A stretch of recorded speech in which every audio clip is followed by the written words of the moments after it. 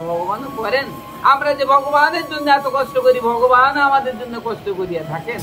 কারণ ভগবান যদি কষ্ট না করতেন তাহলে আপনারা চিন্তা করে দেখেন, ওই সেই মাধব দাসের কথা চিন্তা করে দেখুন।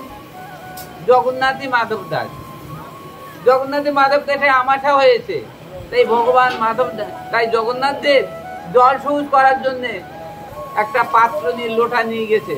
ও মাধব দাস, তুমি এখানে কি করছো?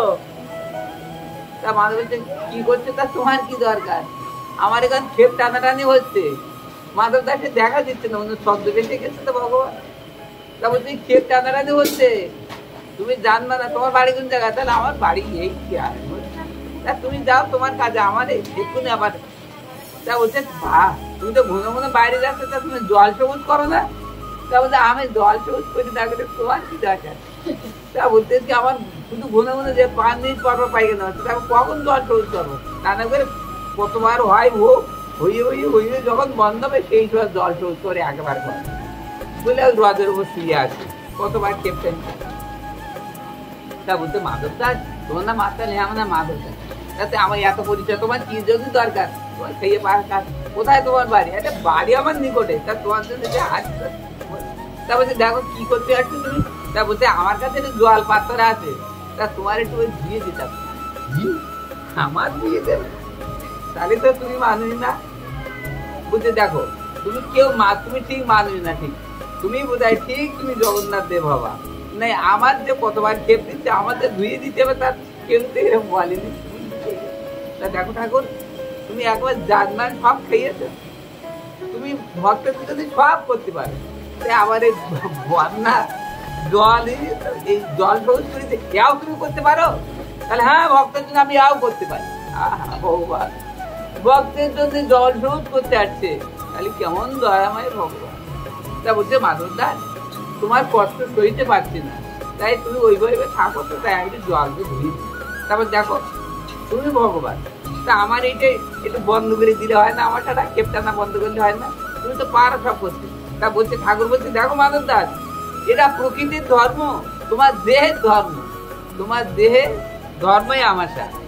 তা ওটা আমি যদি সেরে ফেলি তাহলে হয় তোমার খেপটানা, তোমার ওরকম দেহের ধর্ম, এটা ওটা মানতে হবে। তাই জন্য আপনারা জেনে ভগবান নিজেই বলেছেন যে আমাদের কত দেহে কত জ্বর যায়, কত কষ্ট হয়।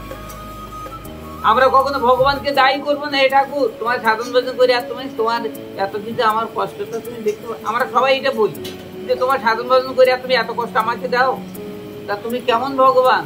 কিন্তু না, ভগবানকে ওটা বলতে হয় না, কারণ ভগবান সবই জানেন।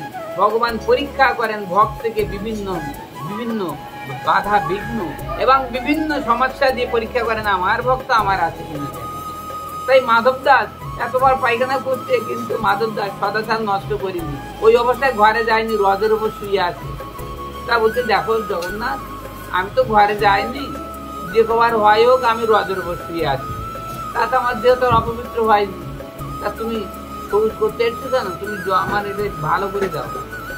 তা ঠিক আছে, তা তুমি ভালো যদি হতে চাও, তা ঠিক আছে, তোমার ভালো হয়ে যাবে। এই ভালো হয়ে গেল। তাহলে চিন্তা করে দেখুন, ভগবান ভক্তকে বিভিন্ন সমস্যা দিয়ে পরীক্ষা করেন। আমাদের যদি কোনো সমস্যা আমাদের কপালে আসে, তাও আমরা ভগবানকে দোষী করবো না, ওটা আমাদের কপালে ছিল তাই হয়েছে।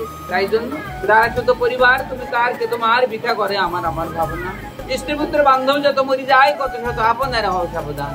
আমাদের যদি সব যদি চলেও যায়, যদি ভরা ডুবে যায়, তাহলে কিন্তু আমাদেরকে বাঁচতে হইবে। আমি একটা উপমা দিয়ে আমি মধ্যাহ্ন অনুষ্ঠানে এই ভোগারিতে আছি একটা প্রমাণ।